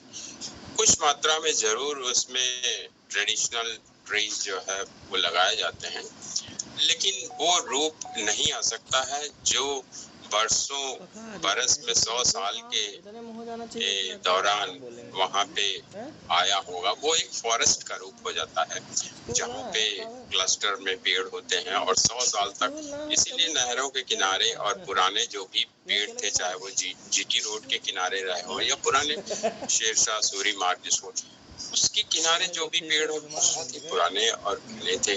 अब उसकी प्रतिपूर्ति तो शायद ही बहुत सालों में हो पाएगी। मुकेश जी आप। हाँ, मैं इसे बी कीपिंग के पहलू से उत्तर दूंगा। पहली बात तो गौरव जी दोनों प्रश्न अच्छे हैं और 3 क्वेरी हैं आपकी। चीनी वाली बात को मैं बताता हूँ। आया कि जब संकट काल होता है, मालूम है कि लगातार बारिश पड़ गई, मधुमक्खी नहीं निकलेगी। लगातार ठंड पड़ गई 10 डिग्री से नीचे, 8 डिग्री 5 डिग्री, मधुमक्खी नहीं निकलेगी। या बहुत गर्मी पड़ गई, बहुत दिक्कत है, और हम देख रहे हैं कि अगले 5-7 दिनों तक वो नहीं निकलेगी। तो उसको बचाने के लिए, जैसे पशुधन होता है, जब आप उससे काम नहीं लेते हैं तब भी, जब वो दूध देने के लायक नहीं होती है तब भी आप उसको पालते तो ही खिलाते हैं, उसी तर्ज पे इसे चीनी खिलाना पड़ता है। लेकिन यहीं पे आता है माइग्रेशन। जो लोग ये सोचते हैं कि हम यहीं रख लें, माइग्रेशन नहीं करेंगे, उन्हें तो लंबे समय तक चीनी खिलाना पड़ता है। ठीक है, ये एक पहलू। हम जैसे लोग, ज्यादातर लोग, माइग्रेशन हमारा फ्लावरिंग कैलेंडर के हिसाब से तय होता है कि अगर हम अभी उत्तराखंड के रामनगर में लीची में हैं तो हम उसके बाद राजस्थान में चले जाएंगे अजवाइन में, उसके बाद फिर हम अगर आगे बढ़ना है जम्मू चले जाएंगे, जम्मू के बाद हम कश्मीर चले जाएंगे, इधर झारखंड चले जाएंगे, तो फिर आगे बढ़ के हम सुंदरबन चले जाएंगे। यही करते हैं। अगर आप मधुमक्खी को फूलों के जगह पे नहीं ले आ सकते तो ना वो शहद देगी और ना वो जीवित बचेगी, तो उसे चीनी खिलाना है। चीनी खिलाने का पहलू है ये। अब इससे जुड़ी हुई दूसरी पहलू, हर जगह बैड प्रैक्टिस करने वाले भी लोग होते हैं। कुछ लोग हैं जो मधुमक्खी पालन के नाम पे केवल धंधा करना चाहते हैं, तो वो सोचते हैं कि यार ये तो बड़ा अच्छा है, क्यों ना चीनी खिला के ही शहद निकाल लिया जाए। जो आप बताया कि सिरप जो है वो बॉक्स के पास रख देते हैं, मैं इससे बिल्कुल इनकार नहीं करता। अगर मैंने बड़े बड़े ब्रांड्स की आलोचना की है, व्यापारियों की आलोचना की है, तो हमारे भीतर अगर कोई गलत लोग बैठे हैं तो मैं उनकी भी आलोचना करता हूँ कि यस, कुछ लोग ऐसा कर लेते हैं, इसकी शिकायतें आई थी।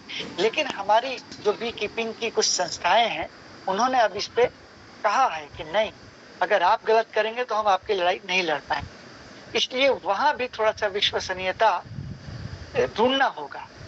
आप मुझ पर विश्वास करें या ना करें, इसमें कई पहलुओं को देखना होगा। आप किसी और को भी कोई बोलता, हाँ जी मेरे पास भी बक्सा है, ये आपको देखना होगा, क्योंकि ये मानना पड़ेगा कि जहां भी अपॉर्चुनिटी दिखती है आदमी उसमें लग जाता है कि चलो कुछ कमा ले। लेकिन सबसे बड़ी बात है, अलग अलग फ्लोरा का शहद मंगाइए। 1 किलो का मान लीजिए आपको 1 डिब्बा मंगा रहे हैं, हम जेन्युइन है, हम कह रहे हैं आप हमसे आधे किलो के 2 डिब्बे मंगाइए, या 250-250 ग्राम के आप मुझसे ये 4 डिब्बे मंगा लीजिए अलग अलग फ्लोरा के। तब आपको भी भरोसा होगा कि हम जेन्युइन है, हम कर रहे हैं। तो ये थोड़ा सा वही विजिलेंस वाली बात है। दूसरा प्रश्न था आपका कि जो नेटिव पौधे हैं वो खत्म हो रहे हैं, वो तो एक दूसरी बात है। इवन जो बीज हमारे बदल जा रहे हैं, वो कौन सा जीनोम वाले बीज आ रहे हैं। पहले यूकलिप्टिस पुराने जो थे उसकी फ्लावरिंग पे नवंबर दिसंबर में सर्दियों में मधुमक्खी नेक्टर लाती थी। ऐसे ही सनफ्लावर, पुराने सनफ्लावर जो थे 20 साल पहले तक मधुमक्खी बहुत प्यार से, लेकिन जब से वो दूसरे बीज वाले आ गए, जेनेटिकली मॉडिफाइड बीज जो है, उस पे मधुमक्खी नहीं जाती है। यानी कि यस, फर्क पड़ रहा है। हाँ, ये फर्क पड़ रहा है और इसकी हमारी लड़ाई भी है। अभी आने वाले समय में, पिछले 3-4 साल पहले हमने सुना था कि ये इसका रास्ता खुल रहा है जीनोम सीड्स का, और ये कई चीजों में जा रही है। तो हमें लगा कि हो सकता है कल को लीची में, अजवाइन में, यानी आज जो हम जिन स्रोतों से ले रहे हैं वो बीज भी ऐसे आ गए तो मधुमक्खी तो खत्म हो जाएगी। तो ये एक बहुत बड़ी समस्या है, अलार्म है, इससे बचना भी है। और मैं तो कहूँगा, जब भी सरकार, उस समय तो चुप हो गई, अगर आगे भी कहे तो उनसे हाथ जोड़ के प्रार्थना करना पड़ेगा कि ये मत करिए। अभी जैसा चल रहा है चलने दीजिए। उत्पादन बढ़ाने के लिए आप सोचेंगे कि चलो ऐसा कर लें तो फिर वो मधुमक्खियां समाप्त हो जाएंगी। तो ये आपके दोनों प्रश्न बहुत अच्छे थे। कोई और प्रश्न था क्या, अगर मैं याद कर रहा हूँ? सर वही तीनों पहलू हो गए। जब आपने मुझे बताया अभी कि सर ने जैसे बताया कि उनके यहाँ वो चीनी खिलाते हैं और बताया कि उनका प्रोडक्शन कम हो गया है, तो मुझे ये बात मुझे मन में आई कि हो सकता है उनके प्रोडक्शन कम होने की वजह ये है कि वो शुगर सिरप जो मधुमक्खियों को देते हैं, जिसकी वजह से उनकी मधुमक्खियों के द्वारा बनाए गए शहद की जो क्वालिटी है वो कंटिन्यू गिर गई।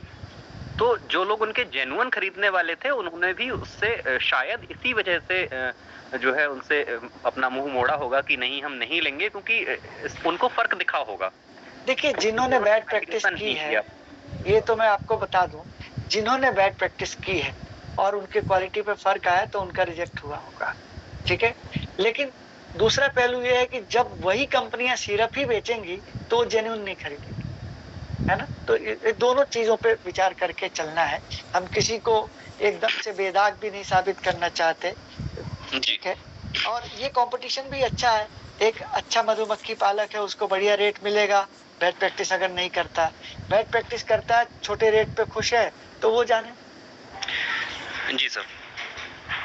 सर इसके अलावा आपको मधुमक्खी पालन में क्या क्या समस्याएं आती हैं, मैं ये भी जानना चाहूंगा। देखिए, कुछ व्यवहारिक कठिनाइयां हैं, जैसे मान लीजिए हमने कहीं सर्वे किया कि चलो हम राजस्थान में किसी जगह यहाँ चले जाएं, यहाँ अच्छा है, हम वहाँ जाते हैं, कई बार हमें लोग होते वो भी किसान ही है लेकिन कहते नहीं नहीं तुम्हारी मधुमक्खी आएंगी हमारे फूलों का रस पी लेंगी। ये बहुत लोग कर देते हैं कई बार कि भाई वो जो भी शहद बना रहे हो हमारा ही तो रस निकाल रहे हो, जबकि उन्हें बताना पड़ेगा कि वो जरूरी चीज है, वो नहीं होगा तो आपका पॉलिनेशन नहीं होगा। ये व्यवहारिक कठिनाइयां हैं। इसके अलावा माइग्रेशन में दिक्कत तो आती है, टेंट में रहना पड़ता है जहाँ भी जाते हैं, सर्दी गर्मी बरसात सब झेलना ही पड़ता है, घर से दूर रहना पड़ता है। एक फौजी फिर भी छुट्टी आ जाता होगा, हम लोग कई बार दिक्कत हो जाती है, तो ये है, लेकिन ठीक है, it's part of the job.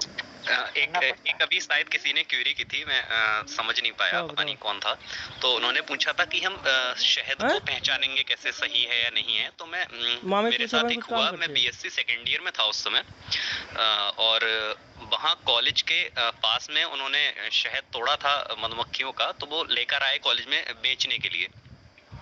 तो हम केमिस्ट्री लैब में थे उस समय, तो काफी लोग उसको खरीदने के लिए गए थे। तो सर ने कहा चलो ठीक है, मैं आपको एक इंस्टेंट ही बता देता हूँ कि हम शहद की जांच कैसे करेंगे। तो उन्होंने जो हमारी डिश होती है लैब में, उसमें 2-4 बूंद शहद को रखा और उसको पानी से हल्का सा वॉश किया। तो उसमें क्या हुआ कि जो शहद था वो एक तो धुला थोड़ा सा, और उसने पूरी तरह से शहद का हेक्सागोनल स्ट्रक्चर नहीं दिया। तो सर ने बताया कि इस शहद में जो है मिलावट है, इसलिए इसने हेक्सागोनल स्ट्रक्चर नहीं दिया। लेकिन अगर आप बिल्कुल सही शहद जो होगा आपका, उसको अगर आप डिश में रखेंगे, हल्का सा वॉश करेंगे, तो वो बिल्कुल वैसा हेक्सागोनल स्ट्रक्चर देता है जैसा हमारी मधुमक्खियां अपना छत्ता बनाती हैं। बिल्कुल हेक्सागोनल स्ट्रक्चर आपको क्लियरली उसमें शो होगा, ऐसा उन्होंने बताया था। बाकी मुझे नहीं पता, आप लोग ज्यादा जानते होंगे वीकीपीडिया में। हम बता दें, यूट्यूब पर खास तौर से इस तरह के बड़े ज्ञान भरे पड़े हैं, और कई बार क्या होता है कि व्यक्ति जब उसका पूरी तरह से भरोसा करता है तो जेन्युइन शहद कहता है नकली है, और नकली शहद उन टेस्टों को पास कर लेता है तो कहता है वाह ये सही है। मैं आपको बताऊं, अलग अलग फ्लोरा का शहद है, अलग अलग इसके व्यवहार होगा इसका, किसी भी चीज के साथ अगर टेस्ट करेंगे तो। अब जैसे जमे हुए शहद को लेके बड़ी भ्रांति है, जरूरी नहीं है कि हर जमा हुआ शहद नकली हो और हर प्रवाही शहद असली हो, दोनों चीजें हैं। जैसे सरसों का शहद है, सर्दियों में ठंड में निकलता है फरवरी तक, और अभी मार्च अप्रैल में जमा हुआ होता है, मई जून में खास तौर से। और देसी घी की तरह, अभी मेरे पास नहीं है, नहीं तो मैं दिखाता, लेकिन है वो शुद्ध। तो एक ही टेस्ट हर फ्लोरा के शहद पर कामयाब नहीं होगा, और ये गलतियां पहले सबसे होती थी। मैं किसी का वो नहीं कर रहा हूँ, क्योंकि उनको पता ही नहीं होगा कि अलग अलग फ्लोरा है तो उसका व्यवहार अलग अलग होगा। तो इस तरह के शर्ट पे डाल के या डॉगी उसको चाटे तो असली है नकली है, ये नहीं। इससे कभी कभी मुझे लगता है कि नकली शहद ये टेस्ट पास कर लेते हैं और हमें लगता है कि वाह ये सही है। तो नहीं सर, मैं उसमें टेस्ट का नहीं था, उसमें केवल ये था जो आप बता रहे हैं हेक्सागोनल वो जो बनता है, ठीक है, मैं बताऊं वो शहद की कंसिस्टेंसी पे डिपेंड करता है। जैसे यही शहद गर्मी में अभी थोड़ा पतला है अपेक्षाकृत, और सर्दी में ये पूरा ऐसे कर देंगे ढक्कन खोल के तब भी धीरे धीरे निकलेगा, केवल टेम्परेचर की वजह से बदला। इस समय ये 30 डिग्री पे है, इसको 10 डिग्री पे आ जाएगा तो फिर वो हेक्सागोनल बनाएगा या नहीं बनाएगा, या कितना स्ट्रॉन्ग बनाएगा, ये उस पर निर्भर करता है। तो बहुत सी चीजें, तो इस तरह के टेस्ट केवल मजे लीजिए, कुछ वो नहीं। सचिन तेंदुलकर 0 पे आउट हो गया किसी समय तो जरूरी नहीं है कि वो खराब प्लेयर है। तो कोई एक पैरामीटर नहीं लगा सकते। अच्छा सर, इसके अलावा जो है नॉर्मली लोग जो शहद के लिए, मधुमक्खियों के लिए जो तोड़ देते हैं अपने छत्ते, मैंने देखा है कि पानी डाल दिया और जो है आग लगा देते हैं उसके नीचे, तो इससे ये एक अपराध है और ऐसा अपराध है जिसकी सुनवाई शायद ऊपर वाला ही करे और कोई नहीं। देखिए अभी हमने सुना, मैंने बताया कि 4 साल अगर मधुमक्खियां नहीं रहे तो आपको संकट आ जाएगा पूरी मानवता को। जी, आप अपना आप अपना 1-2 किलो शहद निकालने के लिए करते क्या है? आग लगा देते हैं, उसके ऊपर पानी फेंक देते हैं, उस छत्ते को झटके से तोड़ के नीचे गिरा लेते हैं और सारी मधुमक्खियां खत्म। और आप क्या करते हैं? लिया, उसको निचोड़ा, अपनी बाल्टी में रख ली आपने और फिर आप अपना काम करते हैं। आपको ये नहीं पता चला कि उस शहद में कैपिंग थी नहीं थी, वो शहद क्या पता अभी उसमें लार्वा भी हो, आपने निचोड़ा, आपने रख लिया, ठीक है। ये वाला नहीं होना चाहिए। जबकि वैज्ञानिक विधि से जो बी कीपिंग से निकला हुआ शहद है वो हम चेक करते हैं कि इसमें कैपिंग हुई नहीं हुई, अभी निकलेगा नहीं निकलेगा। हम देखते हैं कि कल निकालना है, देखते हैं, उसका नहीं समझ में आता अभी रख देते हैं। तो देखिए ये जेन्युइन विधि से शहद निकालना बहुत जरूरी है। वरना आपने सुना होगा जैन समाज तो शहद सिर्फ इसलिए नहीं खाता था कि साहब ये हिंसा से प्राप्त किया गया है क्योंकि इसमें आपने मधुमक्खियों को मारा। अब जब हम उन्हें समझाते हैं कि बाबूजी साहब ये हमने मधुमक्खी पालन से निकाला और एक भी मधुमक्खी मरी नहीं, 10 मिनट के लिए उसका छत्ता हमने लिया, सेंट्रीफ्यूगल फोर्स से उसमें से शहद निकाला और छत्ता वहीं रख दिया, वो फिर से उसी में चली गई रिपेयर करके और उसी में रहेगी, तो कोई हिंसा नहीं हुई। तो ये भी सोचने वाली बात है कि हम अगर मधुमक्खियों का कोई छत्ता कभी काटें तो आप केवल 40% छत्ता काटें। 40%, पूरा इतना बड़ा छत्ता है तो आप आधा भी मत काटें, नीचे से 40% काटें जिससे कि बाकी मधुमक्खियां सस्टेन कर जाएं। मगर ऐसा होता नहीं है प्रैक्टिकली। इसलिए हम कहते हैं कि अहिंसक शहद खाइए, मधुमक्खी पालक से लेकर खाइए। वैज्ञानिक दृष्टि से वो उसका अन्वेषण करता है तभी निकालता है, वो देखता है कि शहद पूरी तरह से पक गया है नहीं पक गया है। वहां तो जब आपको मौका मिला आप चढ़ गए, अब चढ़ गए तो आज लेना ही है, चाहे वो तैयार था चाहे नहीं। Thank you sir. Thank you so much, sir. And we are already moving half an hour ahead of time. It was just for 1 hour, but because of the interest and interaction, it has been really nice. And I would request Ada to conclude today's webinar. Ada, can you please? Yes ma'am आपने बिल्कुल ठीक कहा। Webinar 1 घंटे का था लेकिन discussion इतना interesting था कि मालूम ही नहीं चला वक्त। तो मैं अदा रियाज, डिस्ट्रिक्ट कोऑर्डिनेटर बदायूं, आज के वेबिनार को कंक्लूड करते हुए मुकेश सर और देवेंद्र सर का धन्यवाद करना चाहूंगी, क्योंकि सर हम लोगों के दिमाग में बहुत सारे क्वेश्चंस होते हैं और इस तरीके के इंफॉर्मेटिव और इंटरेस्टिंग वेबिनार्स हमारे उन सारे क्वेश्चंस का आंसर करने में सक्सेसफुल होते हैं। इसके अलावा मैं सोनिका मैम और सर का, अखिलेश सर का धन्यवाद करना चाहूंगी, क्योंकि वो ही